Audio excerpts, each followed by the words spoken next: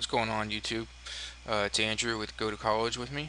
So I watched the last video over again, and I realized I left out some information that I wanted to include on data types. So this video I'll just briefly go over integer and double, more, and float, um, and explain a little bit more on how to use them and what they're used for. So I've provided a little chart that I got from C++.com, that you can download in the link below. And as I described in the previous video, that the integer value can only go up to a certain amount because integer will only allocate 4 bytes of memory aside, so there is a limit as to how high you want to go. Anything above this number, you're going to want to use a double, which can go pretty freaking high. And any large number, I usually will go double anyway, just to avoid complications in my code. But if I know it's going to be a whole number and it's going to be, I don't know, less than 2 million or something like that, I don't know, it's up to you. Use it however you want to use it. I'll just explain it a little bit more in depth. So come over to your C++ and open up a new, I still have my first application open. So we'll say int integer limit,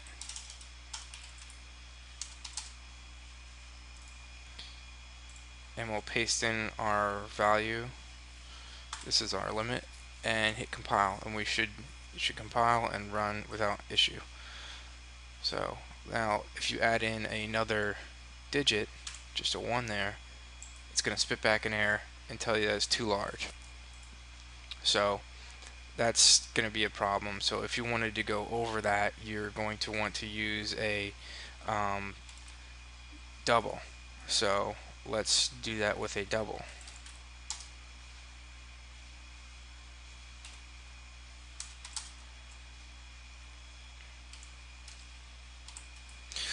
With a double, when you declare a double, you're going to want to always have a decimal point to avoid any problems in your code in the future. If you don't, it might either give you an error or you'll just get ill effects when you run your code, and you'll run into a logical error. So let's go ahead and run this, hit compile, and it should compile without any problem. And now our number here that we wanted, that was too large for integer, will work as a double. You can also use a float, which I really never use, but a float will as you saw in the chart, a float is only 7 digits. So let's go ahead. I never use a float, but let's go ahead and mess around with it. I'm not even sure if it will work, and that's a good thing about code. Just mess around with stuff. Just, type in things. You're gonna get errors. You'll find out usually when you make a mistake, you realize, okay, I'm not gonna do that again, or you just debug your code and learn from doing. So we'll call this float f, and we'll set it to our value again, .0. That should be fine. Okay, we'll do the same thing. I think this will work. Yeah, and we'll still compile. But if we go too high, oops, we don't want to do digits or characters. We want to do digits. If we go too high, I'm not even sure what the limit is here, to be honest. Alright, you can go pretty freaking high. Anyway, just don't use it. Use double. Nobody uses a float. And you should be fine. Alright, so now we have that. Let's do a couple characters. Okay, so if you ever heard of the Ascii characters, you should understand this pretty well. If not, there is a list, which I'll either provide the link for or put it in my notes, of Ascii characters. So if you're going to write a, lowercase a is equal to 97, B is equal to 98, C 99, and so on. And this is the full list of ASCII characters. So if we come over here and we type in char a is equal to lowercase a, and we'll just also declare an integer value, integer b is equal to a, and cout underscore, or I'm sorry, less than char a is equal to an integer value of less than b and l. So what this is going to do is b is going to display its value, which had been declared as a, which is equal to lowercase a. I'm not sure if that makes all sense, but you should piece it to you should be able to piece it together. Let's run it and maybe you'll understand.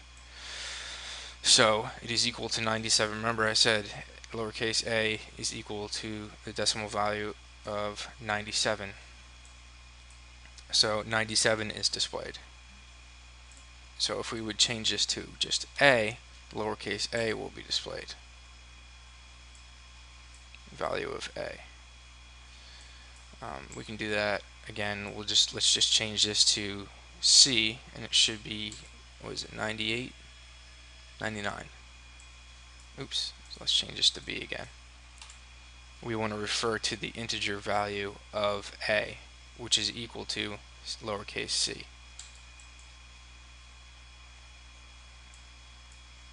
See, value of 99, and we can change this back to a again, and it will just be.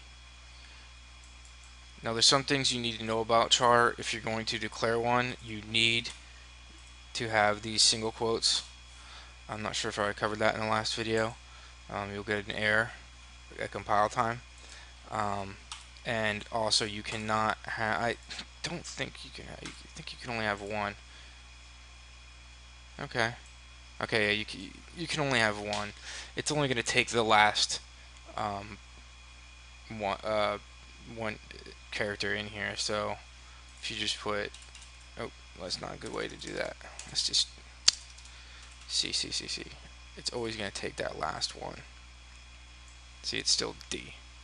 So you can have more than one, but it's not going to take anything but the last one.